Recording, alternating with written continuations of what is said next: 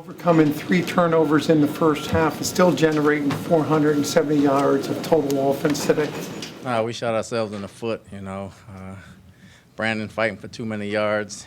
Decker got it punched out, and the guy made a great play on the other side and got an interception. And, that accounted for a lot of their points. But we got it going in the second half, and we shook it off.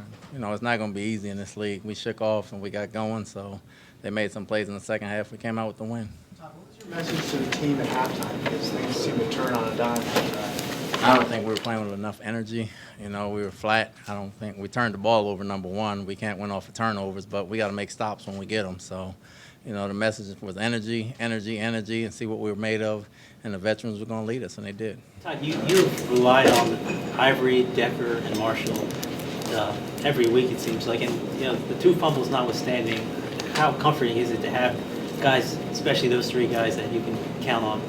Those are good players. We rely on them a lot. Those are good players, but we got to get contributions from other players as well if we want to be any good in this league. So, as long as these guys can go and they can go pretty good, we're going to rely on them, but we got to get other guys better in the process. The kind of resilience you preach, things like Decker coming back and making a big play after his fumble, and then Marshall obviously getting the ball ripped out, and he kind of takes over the game. Is that kind of an example of the stuff you're looking for?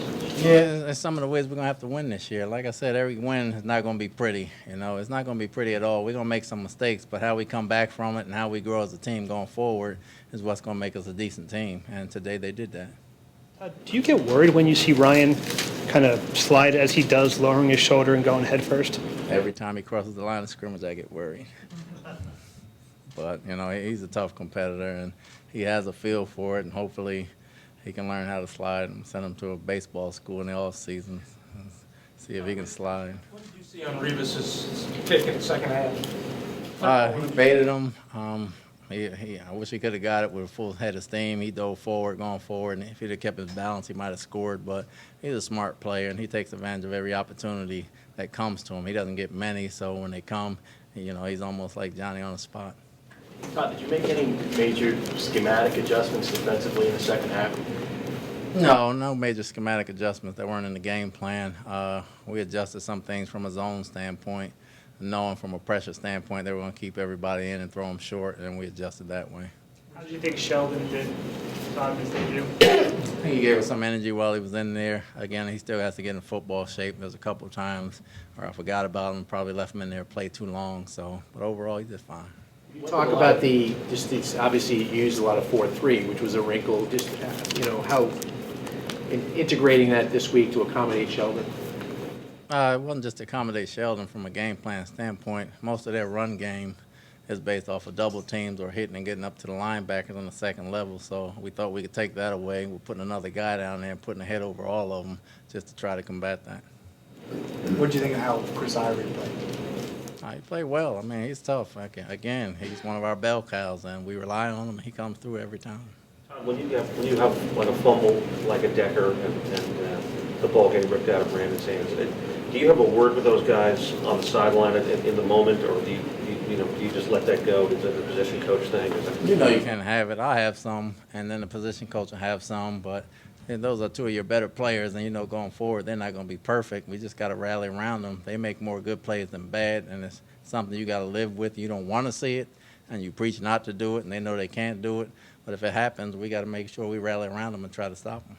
In this case, did you say anything to either guy in those afterward? In this case, I didn't say anything to either guy because the defense was going and I had to get ready. Do you look at this as a decent team? And if so, do you think you'll find out a little bit more when you face the Patriots on the road next week? I think we're getting better. I think we have a chance to be a decent team. We'll enjoy the day, and we'll correct the mistakes tomorrow morning. We got Game 6 is New England. We'll play Game 6. Todd, how did Revis bait Cousins on that interception? He was playing zone. He had little nuances of when the quarterback's looking and not looking. I can't give away his secrets, but, he's a smart player, and he made one of those type of plays. How happy were you with just one penalty today after what happened in London? It's a big switch, especially coming off a bye. We talked about it. The coaches harped on it, so one penalty compared to 14 last week is a good improvement. You just got to keep it up. I'm sorry, do you have an update on Buster? Buster's got a concussion, and Bilal Powell has a sprained ankle. Those are the 2 guys. Earlier this week, Brandon Marshall said he thought Ivory was the best running back in the league. And some people might have, raised an eyebrow at that. But after the performance that Ivory had today, do you think that Chris puts himself in that conversation now? I don't worry about that. I know Chris is one of the best running backs we have. He is the best running back we have, and we rely on him. So, that's for outside people. We know how much we love him, so that's all that counts. Todd, you're known obviously as a pretty even-tempered guy. Maybe at halftime, did the players see a little bit of the side, little fire maybe that we don't get to see? They get to see it all the time. You guys just don't see it. We were in the game. It was 13-13, so we understood what we had to do going forward, and everybody was poised. And, the veterans took over at halftime, and we played that way in the second half. Was there any rust coming off a bye, even though you tried to do everything to avoid it early in the game? The team wasn't firing on all cylinders. Does that happen after the bye sometimes when you didn't play football? I don't know if it's the rust or it's the mental part of getting back into the grind of it and understanding you got to fight for every play, And once you wake up and get hit in the mouth, then you can start fighting again. If you don't get hit in the mouth, you pretty much think you can walk around and just jab people. So I think we got hit in the mouth today. What was the key against that run game, Tom? Again, we put extra defensive linemen in there. We took off the double teams, and those guys played good single one-on-one football. Everybody good? Thank you, Coach. We'll bring Fitzpatrick to the podium. I'm not sure